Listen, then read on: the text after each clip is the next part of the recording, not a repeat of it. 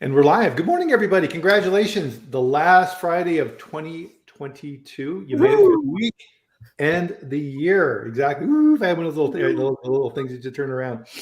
Congratulations, and thank you for joining us today. My name is Bryan Armentrout with the Food Leadership Group. And if you're here, you're joining us for the Food Safety Chat Live. This is a show we do every Friday at 8 a.m. Mountain Time, where I'm at here in Loveland, Colorado, 10 a.m. Eastern, where Joe is at in the wilds of the Carolinas at an undisclosed location. That's right. Good morning, Joe. How are you doing today? Good morning, Brian. We are in the secret bunker, a stone's throw from Charlotte, North Carolina. I've been to that resort in West Virginia where the Congress had the secret bunker. That's right. Greenbrier. Yep. Greenbrier. Yeah. Interesting place for sure. Well, so what we do every Friday is we have a chat on all things food safety, and I bring in an expert with me to talk about this topic. And if you're new to the show, what you're going to notice is this is not a presentation. This is a conversation, and you're part of this conversation. We want to hear from you and answer questions and interact. And so Cheryl is here every week. So thank you, Cheryl, for joining us. Hopefully Chicago's not too cold today. Hey, Tim, hopefully the same in Minnesota. It's not doing too bad up there for you guys. It's we had a bit of a snowstorm here in Colorado this week. They were saying maybe 1 or 2 inches. We got a lot more than that. And it was wet, heavy snow. And it's a good thing, though. So as the farmers say, right, we need the moisture. So that's it's a good thing. So how's your weather there in Carolina? It's finally getting back to normal. Last week, we woke up Christmas Eve morning to a high of -1, which down here, it's, we don't, the houses aren't built for it. Everybody's pipes freeze. So you just kind of rough it out, but we're back up in the 50s and 60s, and the nights are in the 30s, which is normal. So I'll take it. Yeah, you can't beat that. Jessica's up in the Olympic Peninsula. Oh, beautiful territory up there. Welcome, Jessica. Thanks for joining us. So one of the things, and for today's topic, I almost did it. Everybody, please join us for a ceremonial sip of whatever you're drinking this morning. Liquid motivation. That's right. I did not bring forth the Jets Cup this week because, I just can't. What was it? Yeah, the Broncos fired their head coach. Yeah, their woes. So, yeah, it's not that fun for sure. So, one of the things that is kind of, well, it's a good habit, right? It's something that we do, but it's really something that you need to think about here at the end of the year. What's kind of nice about this weekend between Christmas and New Year's is it gives you the opportunity to kind of prepare for the new year, reflect on the past year, and get everything organized, and so that you're really taking off out of the blocks. And last week, you'll notice that we kind of have a theme going here with this. We had Alan on, and we were talking about looking at your hazard analysis and really focusing in on that for 2023, because as you know, Joe, one of the things that FDA, if they're in the facility and they're looking at your programs and your food safety systems and they're there for cause, that your hazard analysis is the most important part of your food safety plan. So yep. I was thinking about that for this week. Then it's like, well, let's continue this topic. Let's kind of pull back the curtain a little bit and share some of the things that I do, because everybody has their own system for how you get things done. And one of the influential books I read was Getting Things Done by David Allen, which he makes some really important cognitive points in this book. And a lot of times people will go through these books on, organization and timekeeping and to-do lists and these type of things and say, oh, this is all basic information. But the weird thing is, Joe, is nobody does it. Right? We all talk about it and we all know about it, but it's kind of like exercise, right? It's like, oh, yeah, I know I need to exercise. And it always seems to get kind of pushed to the bottom of the pile. So with this, right, is one of the things that I found, Joe, is that putting together a good systems for your goals is a highly personal thing. Mm-hmm. And whatever works for you works. And there are some rules around that you need to follow that we're going to kind of share today and go through. But let's dive into it and kind of talk about, really even, why do we need goals? What purpose do they serve, right? Well, you have to think of, and you're absolutely right. And to each his or her own when it comes to how you organize things. And I know some people that wing it on a bar napkin. Some people have very sophisticated software. I have the new Galaxy S22, and it's got a notepad on it. You just take the stylus out, and so and I'm like, oh, I have to write that down, and I get it on blah blah blah blah blah, and I write it down. Nice little plug there for the phone. I just before we came on, I mentioned to you that I heard on a radio show recently about, rather than making a to-do list, which could be pages and pages long of just scribble outs and cross outs, he has a thing called the burner list, and it's you basically just take a piece of paper, and again, pardon my chicken scratch, but you divide it in half, and you put one side, this side is your front burner stuff, and this side is your back burner stuff. Mm-hmm. And this way you can focus on what the priorities are for the day. And obviously priorities, we all know they change 100 times a day. But we have to have goals to get things done. If we didn't have goals, we wouldn't get out of bed. Right. My goal for getting out of bed is to go to work, to pay my bills, and, keep things rolling. Right. So everybody's goals are different. Goals can change throughout the course of the year. With our company, back in March, we took on this project, and all of our goals shifted almost overnight. And it was a large scale project. So goals will change. I'm hopefully not every day, but certainly throughout the course of a year, goals change. Right. Well, and that's key, right? Is people think that progress is always this, right? It's this steady slope. No way. No one experiences that. It's you make a little progress, you dive back down. You climb back up, you get hit again, right? The goal is to move forward.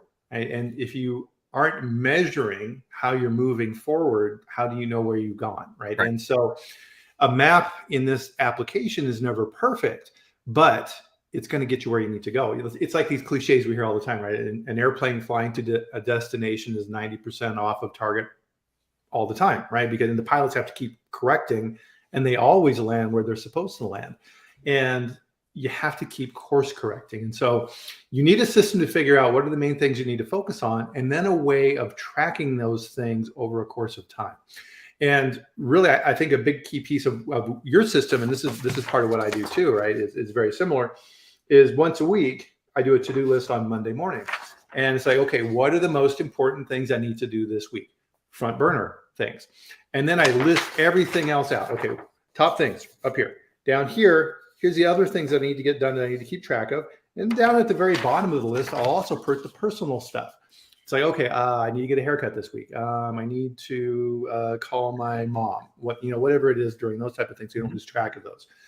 The important lesson from this is, from a philosophical standpoint, is really what we're talking about. There's 5 different categories within philosophy of study.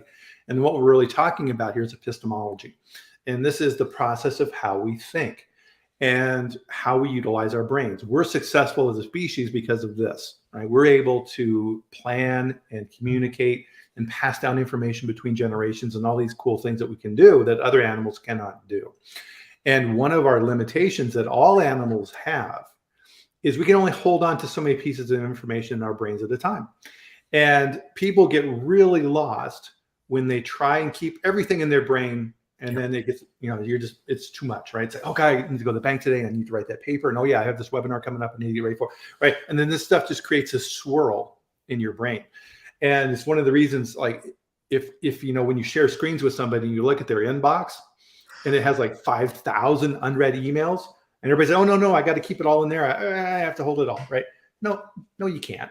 No, you can't. You can't hold all that, right? So you have to figure out what's important. Where do you keep track of that outside of your brain so that you're not worried about it? And then how do you execute against those things in an order that's rational for you?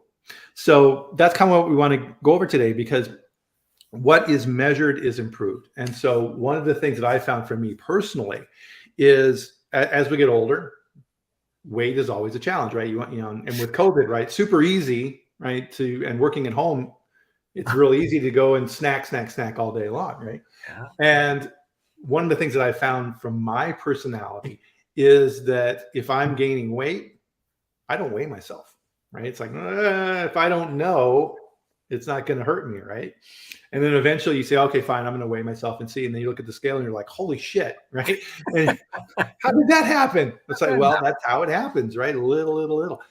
And I've also found that if I'm doing really well and I'm eating low carb, which works well for me, and things are going in the right direction, that piece of weighing every day is super easy because I'm not hiding from myself and I'm holding myself accountable. Right. And those type of keys are really, really important.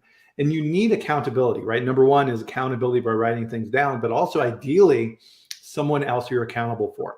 And so it's like, hey, one of the things I'm going to do here on the call today is I'm going to call out a goal I want to do for 2023. And you guys are going to hold me accountable, right? So if you're on this chat at some point here in 2023 and you put in those comments, how's your weight doing, Bryan? You're holding me accountable, right? That's how you do those type of things. And so part of this, right, one of the topics that we have on this chat, Joe, is there's two different spheres of information that we have in our business world to be successful. Your goals for yourself and your team, and then the company goals, right? And how you then interlace those with your personal goals, right? Because if you are overweight and out of shape and have really low energy, guess what? You're going to not do well in the business side of things.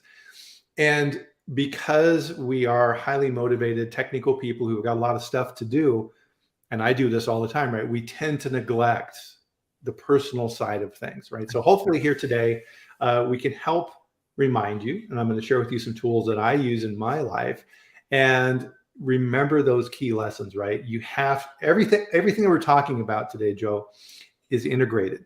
You can't separate these things out. You can't say, you know what, I'm going to be really super successful in business this year. I'm going to work 120 hours a week, and your health goes to hell. Right. Did you really succeed that year? Right. And it's funny you mentioned that too, because with my specifics in my role, I'm on the road a fair bit. And I know it's time for me to ease off the crap food when I'm running through the airport and I'm out of breath. Yes. Like it's not a good sign. Now my days of running for airplanes is long over. But there are days when you have to, expedite your walk to get from gate B1 to gate F52, right? Which in a normal walk is 20 minutes. And now you got to do it in 12.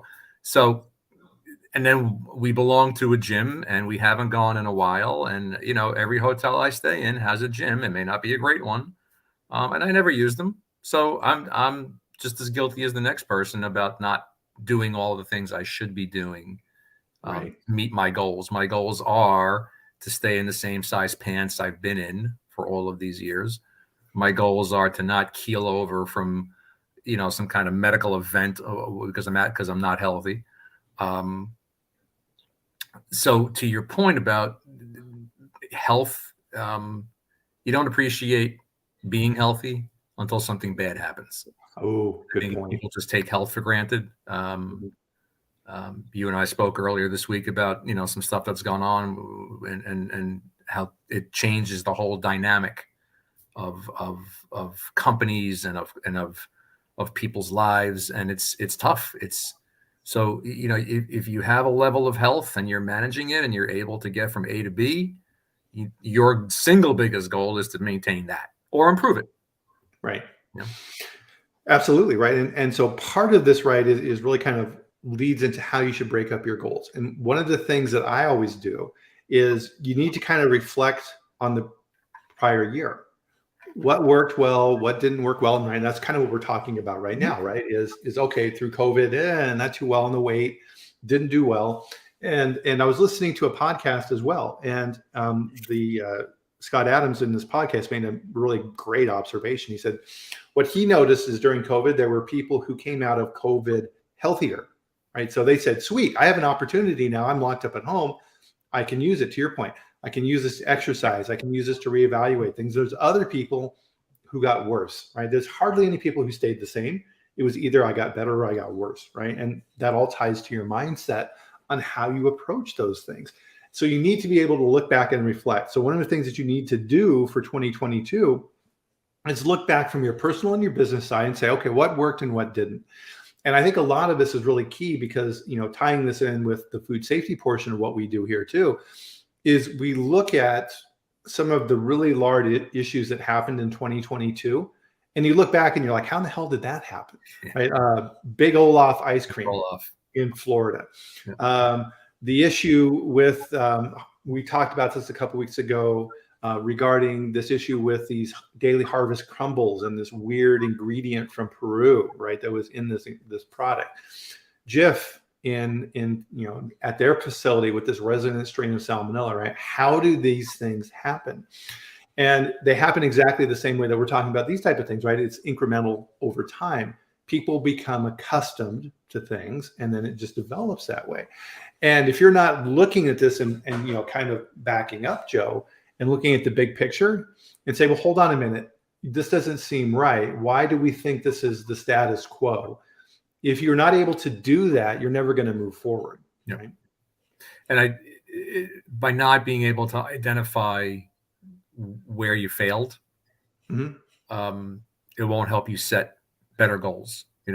Part of today we want to talk about, like we said, topics and goals and how do we set goals, but it also has to be a reflection on the year as a whole and like a year in review kind of thing. And, like you always, on New Year's Eve, you always watch the news and they always list all the celebrities who passed away in 2022. Okay. Like, oh yeah, I forgot about that one. It happened so long ago. We need to look at the food safety events that happened over the course of this year. Certainly Big Olaf, this thing with this Tara, and some of the perception that things are out of control. Supply chain headaches have gotten somewhat better in some sectors and worse in others. Yeah. The automotive industry is still reeling from not enough parts and chips, and we're experiencing higher costs than ever for grocery items. We went shopping the other night and a bottle of soda, 2-liter bottle of soda is $3. Have you checked out eggs? Oh my God, eggs. Yeah. So I will start drinking a lot more. One of my goals is I will probably be drinking, this isn't coffee, by the way, this is ice water. I will be drinking a lot more water. We've got ducks. Maybe I'll start eating, we get some chickens and eat the eggs. It's bad. So we need to reflect on what are our goals to manage supply chain problems in our companies. There's so many ways that we can tackle goals for the new year. Right. And so kind of building on that point, you kind of need to look at your goals in 4 different buckets. And we've been talking about this already. Is your personal goals, right? Your business and your personal goals for you, right? In that category. Your team goals.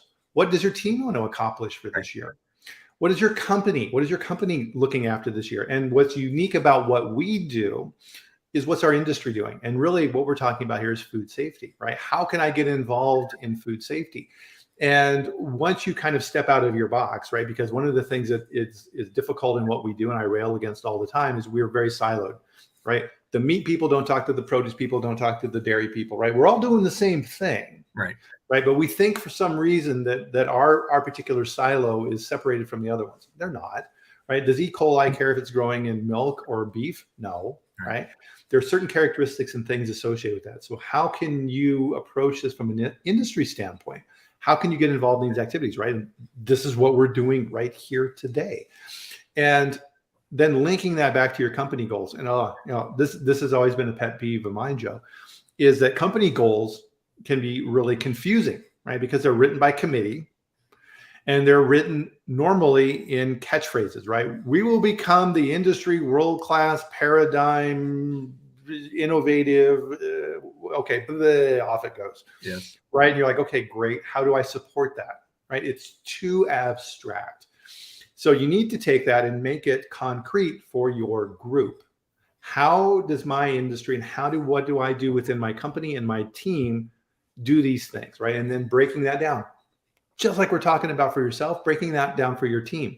And what I used to do with my team is I would have a weekly meeting with my team, and we wouldn't talk about the expected things. We were talking about what we're doing that week to move the ball forward, right? Because we all have job descriptions. Okay, I need to do the quality report. I need to follow up on the complaints. Okay, great. That's your job. It's not a goal. Right? It's not a goal. Right. Right? How do I push the ball forward this year? What do I do to reduce complaints? What do I do for a KPI relative to a particular aspect? What do I do for a defect that we keep seeing that's showing up? How do I move those things forward? One of the things, and this is kind of a little side point, but I think it's really relevant here. I've hired a lot of people in my career. And if I was looking at a senior level position, right? So director, senior director, those type of roles for my department. And I looked at a resume and all it did was list out their job description in resume form. I knew that wasn't a good person for the role, right? Because they think that just meeting their objectives in their job description is their job. Right. It's like, no, what did you do? What initiatives did you lead? What leadership activities did you have in the company? How did you move the ball forward?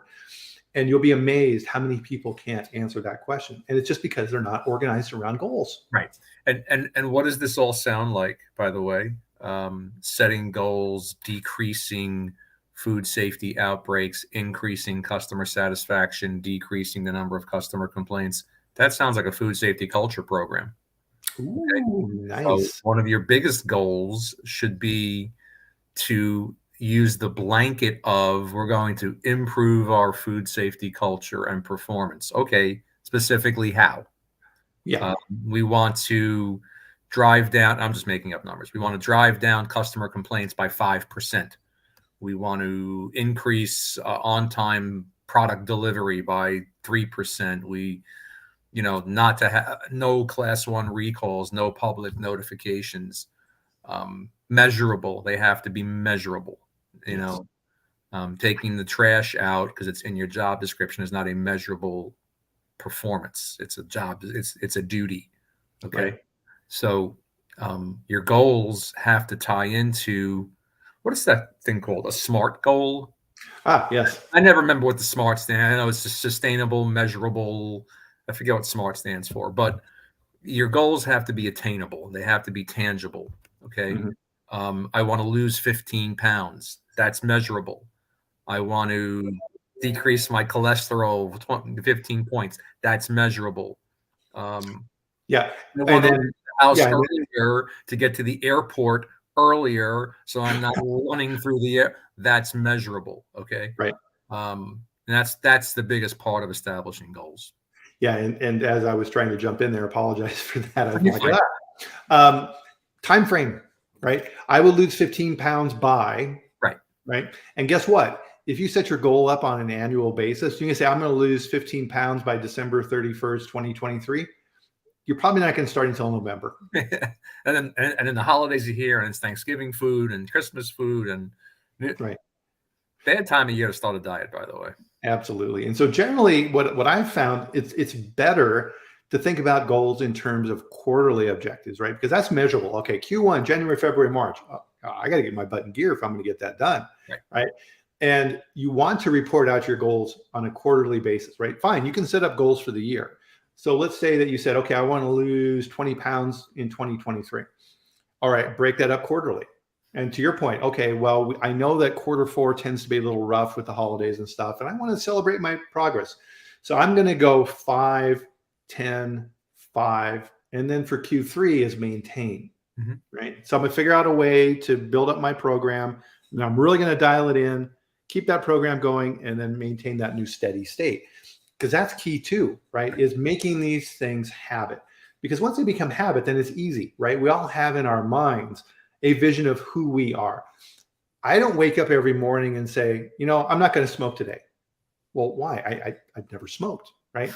So in my mind, it's not something that I even need to worry about because that's not me. Right. Someone who smoked their entire life, that's something that is part of their objectives and that they need to do and monitor and manage because it's become ingrained into their mental processes. Right. So understanding what you need to focus on and what you don't need to focus on is also very important. And then as you look at things like your performance review, okay, and you're given goals for 2023. Well, if I'm given a goal to achieve whatever, certification X, and I know it's a 4-hour training course and a 2-hour exam, like I'll get to it when I get to it. Yeah. It's not now. If I say that has to be my goal is to get that done by January 31, to your point, now I've got a fire under my butt to get it done. So Right. set realistic goals, and as I always say, everybody here knows this because we've all experienced it. Your priorities shift about 10 times every day. Okay. Right. So therefore your goals are going to have to, well, maybe your goals won't shift. I still want to lose that weight, but I've got other bigger priorities. I've got to, first I've got to I'm just making stuff up. I've got to get my diabetes under control before I can lose the weight, or I've got to get to the airport sooner. Well, my car, the wheels keep falling off. So now I got to fix the car before I can go to the airport. So, the old joke about eat the dinosaur one bite at a time. Make your goals realistic. Make them, I don't want to use the word easy to achieve, make them realistic to achieve, and learn how to compartmentalize all the stuff you have going on. Right. That's a good point. And part of this too, right, is what I try and do as well is don't plan every minute of your day. To your point, stuff's going to come up, stuff that you need to address. And if you add in every single little thing from 8 in the morning till 6 at night, and you don't leave any wiggle room in for anything else that pops up, and you got some problems. So Paula has a good question here, right? So Paula says, "Hey guys, get back on course here. Can you bring examples of goals into food safety instead of this weight loss thing?" Absolutely. No, I think so part of this, right, is metaphor. And thank you, Paul, and hopefully you don't mind me teasing you here a little bit. But yeah, you need to look at this in terms of things that are measurable and looking at your past data. And let's use one that's pretty straightforward, like let's say environmental monitoring. And we'll say that in my company, I had a hit rate of approximately 5% for environmental monitoring. And in that data, there's one plant in particular that's been having issues, right? So maybe I'll make that my goal for this year. So what you don't want, right? This is why goals are so important. You would never want to put a goal in place that says, I will have 0 positives from my environmental testing program in 2023, right? Be careful what you ask for. Right. Because if you then tell your team, okay, all of my regional QA people and all of my plant QA people, here's the objective for this year, and you're going to be measured against this, and your raise next year is going to be based on this. I want 0 environmental hits. Okay, great. So what the plants are going to do is say, okay, well, I'm going to avoid that area over there because I know that's got positives in the past. Right. I'm going to sample over here, and I'm going to take my swab and go like this. Boop, right? Congratulations, 0 results. But you're just fooling yourself, right? Or worse yet, it encourages, lack of truth in reporting. Exactly. Right. And that's what to Paul's point, and I know we were using the weight loss as a metaphor, but that's what I talked about earlier about your food safety culture. All of your goals for 2023 need to be about increasing your food safety performance. Yeah. And we've got so many different programs. As I mentioned, if we've had a history of metal detector issues, one of our goals is going to be to drive down by X% the number of foreign material complaints, or the number of packaging complaints, or the number of bad seal complaints. To your point on EM, we want truthful reporting. So don't say we're going to have 0, because I think that's unrealistic, but say we want to have a 2% reduction. Right. Something you can live with, something that you can live with, and that's going to encourage people doing the better thing, the right thing. Right. Analyze your data. And one of the things that I always focus on relative to goals, and this is a great way in the company, right, to improve, to your point, Joe, food safety culture, is looking at your complaint information and saying, okay, what are the consumers saying about our product, right? Because companies are really good at navel gazing and focusing internally and putting together taste panels and looking at esoteric information that you're monitoring internally, pH or viscosity or whatever, right? I've never had a consumer come back to me and say, hey, I drank your soy milk and I think your pH is a little off. No, right? I drank this and it tastes like crap, right? Okay, what does that mean, right? What are the consumers telling us for this? And what's important about that, and I think this is a good example in this category, Paula, is that what you want to do is take this data that you're not quite sure what it's telling you and distilling that down and figuring out and saying, what are the key drivers for our products in the marketplace in the minds of the consumer? And how do we make sure we never violate those? So taste, right? There's a particular taste profile for your product. Great. The R&D guys have their little spider webs and these type of things that they're using to measure all these things. That's nice. And it helps you internally, technically, to track things. But what are the consumers telling you, right? How do they score the product? Because that's the important thing. How can I then take that information, translate that into actionable data, and make that a goal in the organization? Yes. Sorry, I was thinking about your spider web thing. But now it's not just about the impact on food safety. It's the impact on the corporation as a whole, because there's human resources can have their goals of maybe having fewer call outs. Being fully staffed lends itself just more naturally having a better culture of food safety. People aren't as tired, they're not as overworked. Yeah. I think one of the things we want to touch on is how, about what you mentioned, is about getting your team members' input. Yeah. As a manager, you are responsible for overseeing that team. I don't think any manager can set goals without the feedback of their team. Yeah. Because if there's 5, 6, 7, 10 people on my team, that could possibly be 5, 6, 7, 10 different opinions. Mm-hmm. We've got to have input. Yep. And but just a little side rule on that is it's also, if you have as a general rule more than 6 people reporting directly to you, it's too many. Yeah, right? I agree. Because you have to be able to track what those guys are doing, understand what their activities are, get that feedback, and make sure that your team has the tools that they need to do their jobs. And you may think it's great for your ego that you have 20 people directly reporting to you, but you can't manage that. You cannot manage that. CEOs of companies have a few people that report to them for a reason. They then take out those objectives, right? So you need to be able to think around this and quantify things in kind of 2 main buckets, right? Kind of the abstract and the concrete, right? Okay, what are the abstract goals? And then what are the concrete activities I'm going to take to move that thing forward? And that applies in all these different areas. So Cheryl had a comment here, which is so true. So when saying a % reduction is based on some number of samples, massaging of numbers, right? So anybody who's worked in operations knows this really well. If you work in a large plant that does a lot of pieces, they want to measure complaints per unit. If they work in bulk quantities, they want to measure it in weight, right?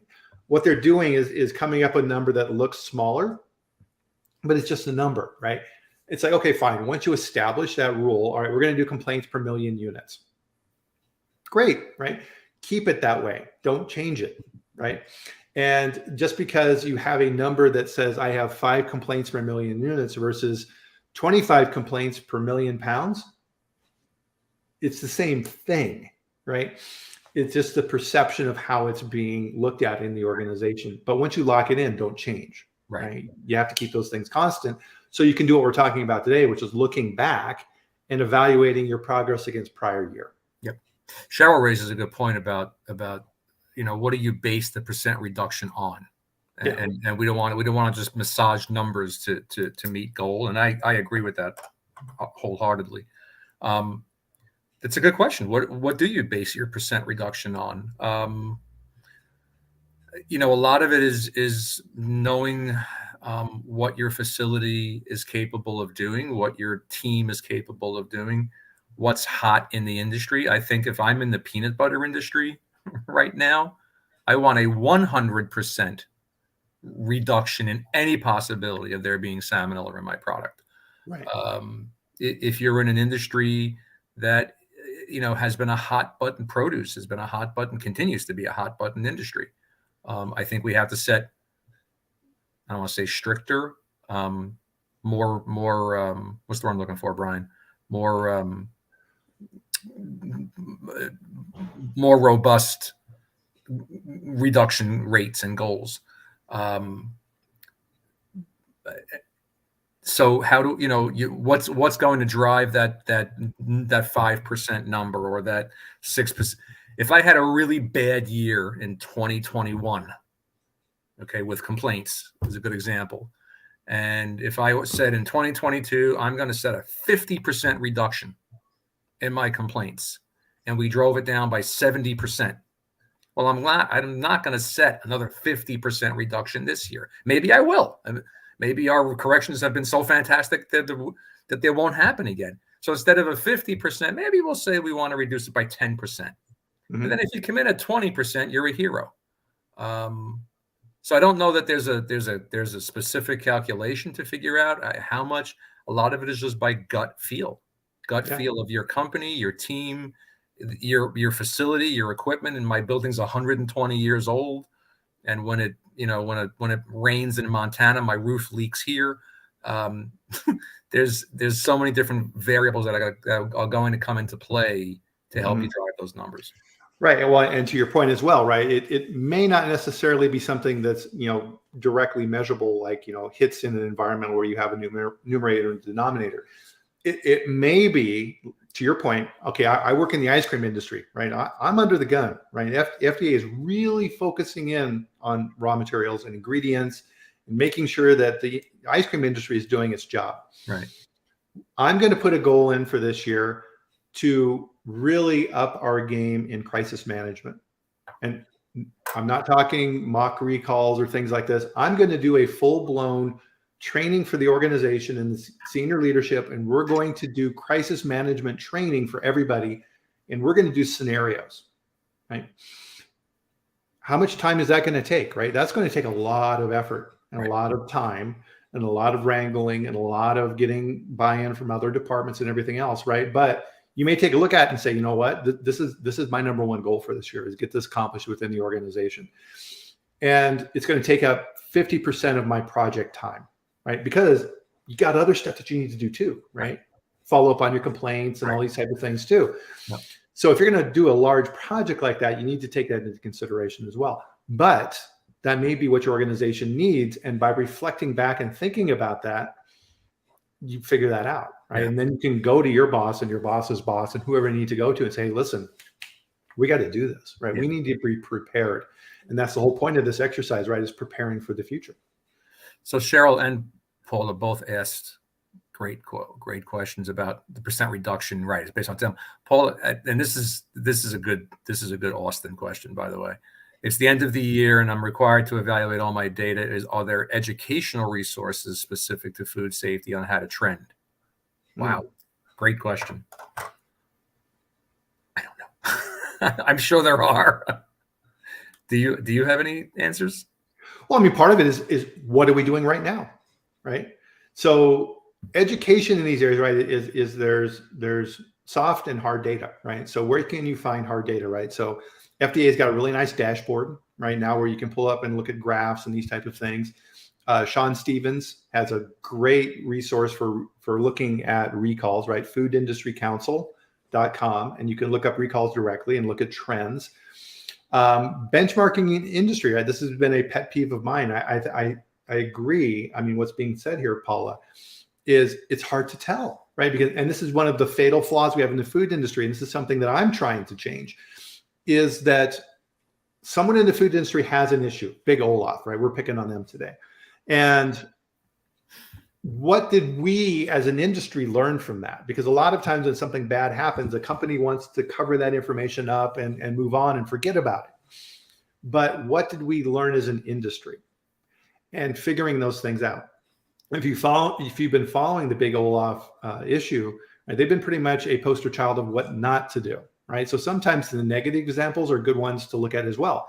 So they had an issue, they denied responsibility, they were forced to do a recall. They have yet to respond to the 43, and now a warning letter has been issued for that, right? Absolutely the wrong thing to do. And you find out in this warning letter now, look this up, by the way, if you haven't, that in this, they didn't have a food safety plan. They didn't have a PCQI. It's like, what? How is that even possible, right? How are they even manufacturing? And looking at those examples and using those in your organization as negative examples, because a lot of times those can be very powerful, right? Of what not to do, because you have to fight against. Well, we've never had a problem before, right? We've all heard of the variant of that. Well, yeah, you haven't had the problem until it happens, and you need to figure out ways to keep it from happening, which is one of the challenges in what we do. Is if we're successful, nothing happens, right, in those areas. And again, to Paula's point about specifics, and I keep thinking about going back to food safety culture. When I do an audit, I go in and I say, 2.1.1.1, let me see your food safety policy statement, right? And they whip out this thing, and here it is, and it's, we here at Joe's Bakery strive to make safe, wholesome product, and we won't kill people, and everybody's going to love it and buy our product, and we only use safe, wholesome ingredients, blah, blah, blah, blah, blah. Yeah. There is nothing in there. There is nothing in any food safety policy statement I have ever seen that is anything quantitative. Okay. We're going to drive our consumer complaint levels down by 5% this year. We're going to increase our on-time performance. We're going to decrease the number of foreign material complaints so who has to set that? We do. Yeah. We, as the quality food safety nerds of the world, we have to set tangible numbers. So, Tim's point, gut feel goes a long way. You've been in the industry, a minute. you are familiar with your facility, even if you're brand new to a job. None of us here, I don't think this is our first rodeo. If we were to go to work, if I came out of the baking industry and I went to work in a bakery tomorrow, the technology has not changed. Making bread's still the same way of making bread. So I would be able to just look at the facility and know that's a hot spot. That's a hot spot over there. Yeah. And those are the areas that we're going to focus to drive down concerns and increase food safety culture. It has to be measurable. Yep. And that, I think, Paula, is the key lesson here. Is what we're doing here is taking the abstract policy statements, vision statements, things that don't really tie to reality, and tying it to reality, making it concrete. What does this mean? And how do I do it? Right? What is it? What do I know? And what do I do about it? Right? The 3 rules of epistemology. So you need to be able to do that. And a big key lesson of this, right, is don't do it in your silo, right? If you're head of quality assurance for a company, or you have a leadership role within quality assurance, it applies. Don't just set goals that are in your area and ignore everybody else. Because guess what? Food safety and quality assurance, we're the group that oversees everything, right? We stick our nose in all kinds of stuff, right? Procurement people don't come to us and say, hey, listen, I'd like to see your quality assurance audit results No, we go to them and do that to them, right? We make their lives miserable. Right. And that's why, right? Because we are there to help the company move forward, right? And this is why food safety culture and these type of things are so important. And the challenge is in the description, right? It's because it's an abstract concept. Right? You have to be able to tie that back to reality. You have to be able to tie that to measurables. And figuring that out is a challenge. So no doubt. Then let's ask this question, and maybe some people can type in. When do you start setting your new goals? Do you do it with your fiscal cycle? Do you do it calendar? And I don't think that matters either way. But do you start the week before setting your goals? Do you start a month before, 6 weeks, 2 months, 3 months? I don't think you can sit down on December 30th and map out all of your goals for 2023. I don't think that's, I'd like to go into the new year. I established my goals for 2023 last month with my company. And I'm still tweaking my goals for next year because the priorities shift every day, right? Mm-hmm. So, give some thought to when are we going to sit down as a team? And we know that getting people together in a meeting for more than a half an hour, these days like takes an act of Congress, okay, because we're all busy. We're like, oh man, this is going to be like a 3-hour Zoom meeting. Oh my God, kill me. So we can't just say, hey, listen, it's the 26th. We're going to meet on the 30th.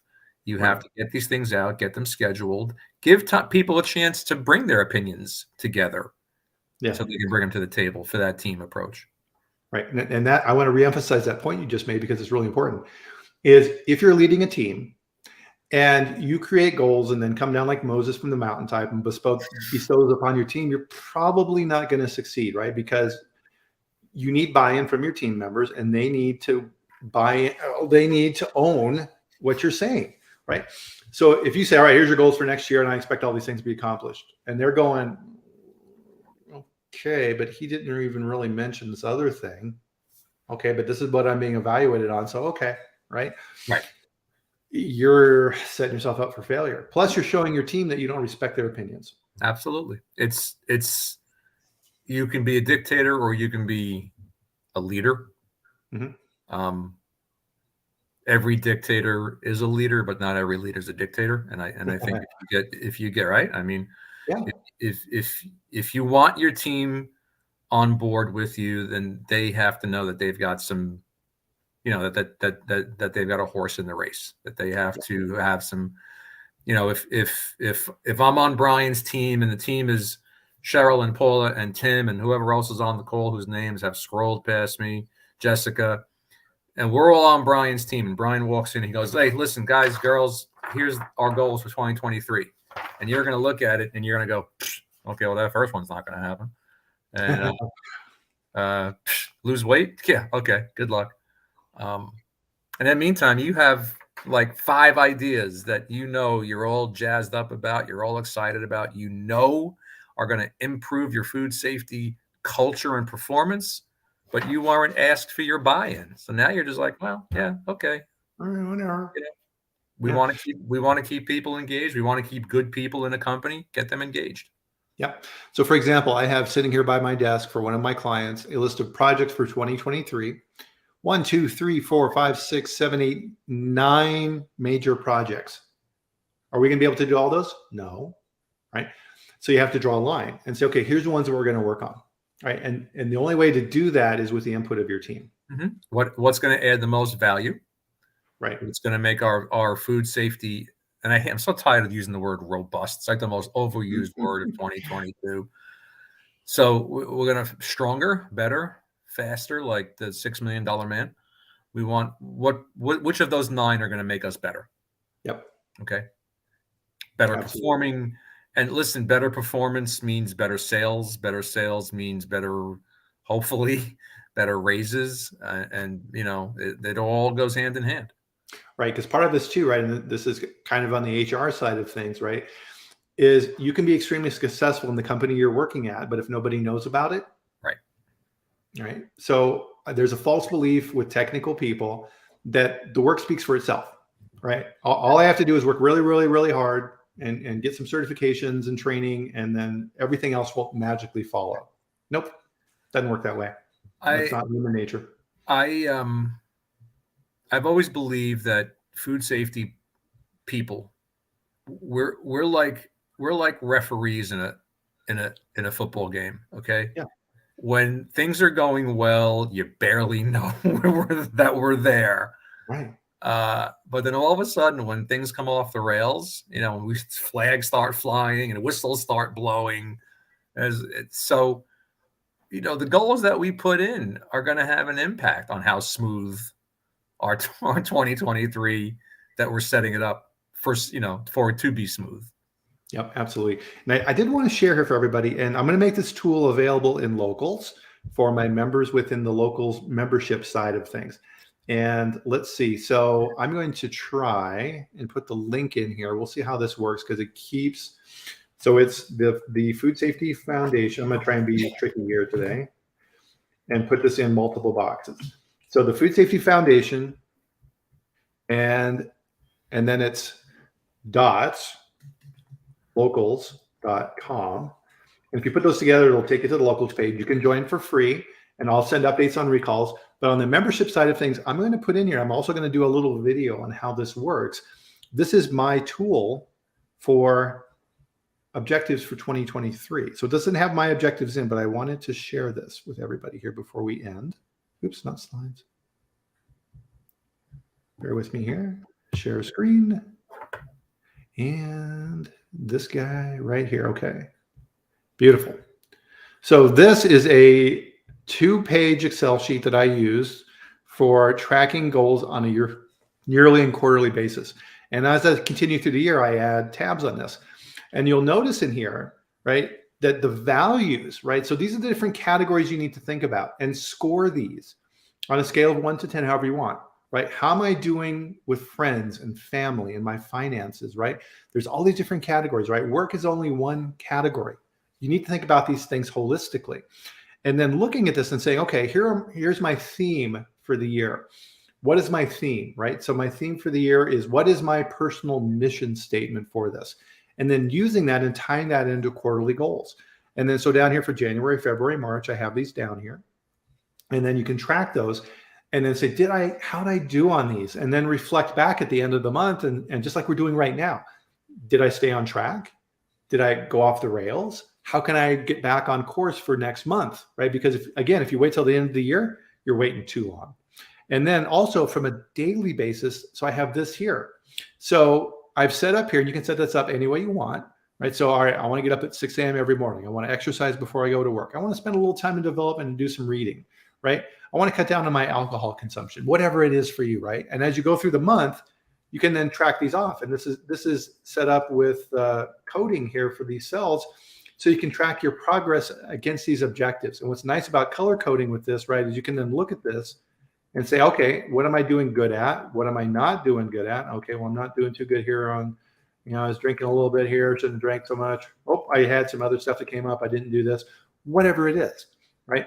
I'm only bringing this up here to show you there's all kinds of different ways to do this. And if this method looks like it's something that you may be interested in, and this I learned from a friend of mine, an entrepreneur named Andy Drish, who has a yearly process that he goes through for this to track this information, right? I'm happy to share this as a potential tool. This is just something that works for me. So there's a million different ways to do this, but you have to do something, right? Very interesting. Yeah, it's a nice little system. And was it more complicated in the past? Oh God, yeah. Super complicated, right? That's a problem too, right? If you make it too burdensome, then you don't want to do it. So don't do that either, right? So part of this is figuring out what works for you. And definitely, as I put in here in the comments, David Allen and Getting Things Done is a nice place to start, because he does a great job of letting you think about cluttering your mind with everything that you need to do is not how you do these things. You need to be able to prioritize. I read somewhere, and I don't remember, but it said something about the human brain can only hold like 7 things to do at any one time. And, it's funny. I just watched the video about, is it dementia or is it forgetfulness? Because I have to tell you, lately, I can't walk from, and my wife will tell you, I can't walk from here to there without misplacing my wallet, my glasses, my phone. Yeah. We'll go out. She'll, did you set the alarm? Oh God, no, I forgot. We'll go to the grocery store. I know amongst other things, we needed milk, but because we didn't write it on the list, we forgot. And as I'm walking through the store, I forgot. So, I think we all suffer from overload forgetfulness, and that's, translate that to your food safety system. If we suffer from overload forgetfulness in our food safety system, it ain't going to end well. Trouble. Okay? So we need lists, and we need charts, and we need to-do lists, and whatever you want to call it, a front burner list, a back burner list, which mine is just old scrap paper, okay, that I rip in half and I staple and I make a pad out of, because I'm trying to help save half a tree, right? We can have more sophisticated ones like Bryan, because he's a lot smarter than me and has more sophisticated ways of looking at things. There's software programs out there. People will use, Microsoft Office to set up reminders, whatever works for you and your systems, but write it down. Right. I promise you, and we all know this, you will forget things. It's just, we can only keep just so many things in. Not to mention, I've got, 7 or 8 crucial food safety things in my head. And, oh, by the way, we have personal lives with things going on. Okay. I've got, this one is sick. That one is sick. This dog needs to go to the vet. Got to get the car in for the recall. It was 4 degrees the other night. My pipes froze, and that just kind of puts the kibosh on your entire day when your pipes freeze on Christmas Eve, by the way. Merry Christmas. So our brains can only hold so much stuff. Okay. Right. And there's actually an experiment that was done in epistemology. It's called the crow epistemology, where they studied crows and figured out how many things crows can hold in their brains. And guess what? We can't hold much more.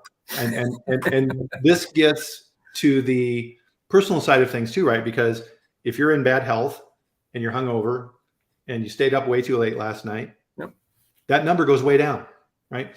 So one of the things, and I'll point this out here behind me, you see anything on my desk? Nope. No. There's a reason for that. You put your stuff away. If you leave it all out all over the place, that's just another way of cluttering your brain, right? So you only bring out those things that you're working in. At the end of the day, part of my ritual is things always get put away. Yep. And I have a ritual now for the food safety chat every week that I follow that makes this progress hopefully valuable to people who are listening to this, right? So be aware of that, right? So Tim has a comment here. When I write things down, it allows me to focus more because it's not constantly thinking about what I need to do. I can actually do it, right? 100%, right? Because part of this, right, is you have to be able to trust your system. If you don't, you're going to, I need to hold everything in my brain. Ain't going to happen. Now again, and take all of this back to work. Mm-hmm. Right. And back to the whole point of the food safety chat is the chat about food safety, right? Yeah. You're going to forget something if it's not on a goal, if it's not on a to-do list, if it's not on a routine task. Yes, we know that every Monday morning, the PCQI checks off and signs off on the prior week's paperwork. That does not need to go on a to-do list. Okay. No. But maybe it's that time of year where we have to do our annual water testing for our SQF or our BRC. We have to do our annual food defense challenge. We have to do our annual backflow prevention or our annual third party, get the metal detector guy in. Okay. Those all have to be remembered and not forgotten because all of those are going to impact food safety. Yep. So lists. Make lists in your sleep. Yep. As Paula said, right. And that's part of your brain. If you're waking up in the night and popping up and saying, "Oh shit, I got to do that," right? That's probably a sign that you need to be doing something during the day to pull that information out of your brain. Yep. And having a notepad by your bedside is a great way to pull those things out. And then taking that information and putting it in your list when you get up. I thought I was the only person crazy enough to do that. So thank you. Thank you.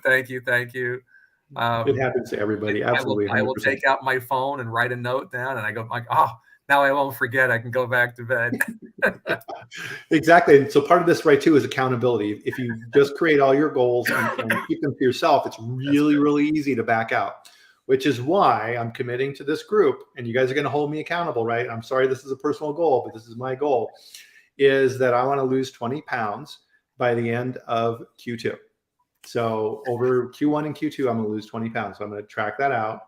And if at any point here during this food safety chat, you want to call me out and ask me how I'm doing on my goal, do it. Right? Because if I'm embarrassed right, it's May and I've lost 2 pounds and somebody says, "Hey, Bryan, how's your weight loss doing?" Right? I don't want that. Right? That's pain. Right? That's pain for me to be called out on that because that's how you do these things regarding accountability. So wish me luck. Right. So that's the goal for this time. So brother. So with that, hopefully this has been a helpful conversation to help you set up 2023 to be successful. And again, with the locals group, right? So the foodsafetyfoundation.locals.com, go there and sign up. If you want to join the membership side, I put some other cool stuff in there too, right? Tools like we're talking about here. And I may do a little separate webinar on this for goal setting for 2023. If you're interested in that, send me a note right here. My email's here. Let me know. And of course, as always, if you have things that you need to focus on for 2023, don't try and do everything yourself, right? Because part of that is resource allocation and reaching out to experts like Joe, as you see his email here. So Joe Laino at cfsfoodsafety.com. He is a master supreme. I give him this title, right? Getting ready for this. Food safety consultant and auditor at CFS, right? Joe knows more stuff and has forgotten more things than I'll probably ever learn. So you know why I Joe's forgot a them? great resource. Because I didn't put them on a list. That's why I forgot them. Exactly. Nice. That was a great time. I love that. Right, huh? So everybody, enjoy your weekend. Thank you for being here and using this time to grow, right? And make this a goal for next year, right? I'm going to attend the food safety chat every week. I think that's a fantastic goal. And learn and grow, right? That's why we're here, right? You're either growing or you're decaying, right? There's no in between. So continue to grow. And we will see you back here in 2023, next Friday, the 6th of January. So everybody have a safe and happy new year. We'll see you back here next week. Joe, my friend, thank you for joining me. Always a pleasure having you on. And have a great time, everybody. And we'll see you back here next week. Bye-bye, everybody. Bye.